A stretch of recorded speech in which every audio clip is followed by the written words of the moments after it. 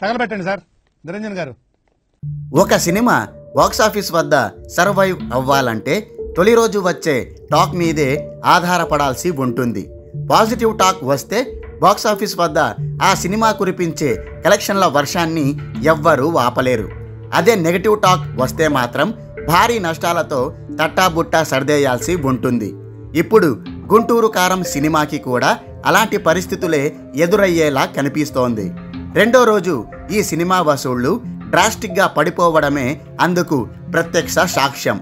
తొలి రోజైతే ఈ గుంటూరు కారం కని విని ఎరుగని స్థాయిలో రికార్డు వసూళ్లను రాబట్టింది.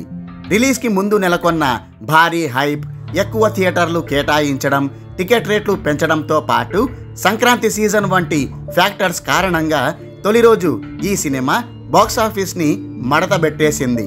వరల్డ్ వైడ్గా ఈ గుంటూరు కారం మొదటి రోజు 52,05,00,000 షేర్, 79,30,00,000 గ్రాస్ రాబట్టింది.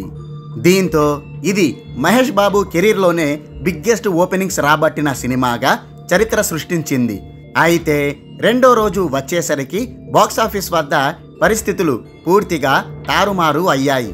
ట్రేడ్ వర్గాలు ఊహించిన దానికంటే ఎక్కువ స్థాయిలోనే కలెక్షన్లు పాతాళానికి పడిపోయాయి.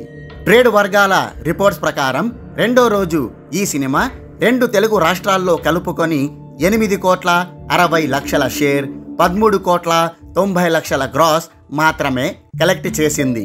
ఇక కర్ణాటక, రెస్ట్ ఆఫ్ ఇండియా మరియు ఓవర్సీస్ లెక్కలన్నీ కలుపుకుంటే వరల్డ్ వైడ్గా 11,10,00,000 షేర్, 19 కోట్ల గ్రాస్ వచ్చింది. దీంతో మొత్తం 2 రోజుల్లో కలుపుకొని 63,20,00,000 షేర్, 98,30,00,000 గ్రాస్ నమోదైంది.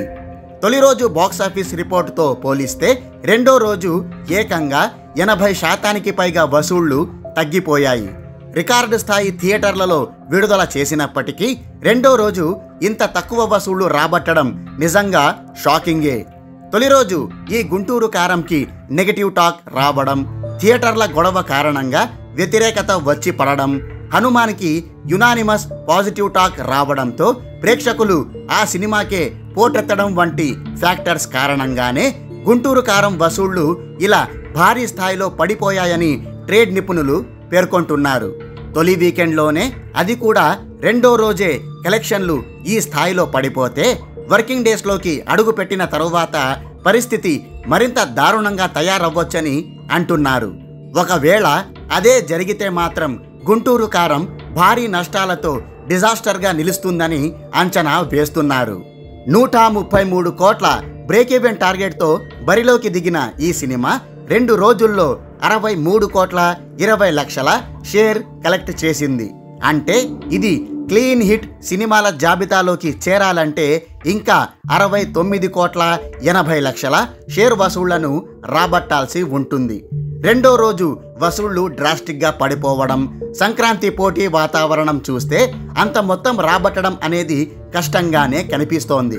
ఈ సినిమా మరో 30 కోట్ల వరకు షేర్ వసూళ్లు రాబట్టే అవకాశాలు ఉన్నాయని ట్రేడ్ నిపుణులు భావిస్తున్నారు. ఒకవేళ అదే నిజమైతే మాత్రం ఈ సినిమా 35 నుంచి 40 కోట్ల మేర నష్టాలను మిగిల్చుతుంది. మరి ట్రేడ్ వర్గాలు చెప్తున్నట్టు ఈ గుంటూరు కారం నష్టాల పాలవుతుందా, లేకపోతే మహేష్ బాబు తన మ్యాజిక్తో బ్రేక్ ఈవెన్ టార్గెట్ని అందుకుంటాడా? Let's wait and see.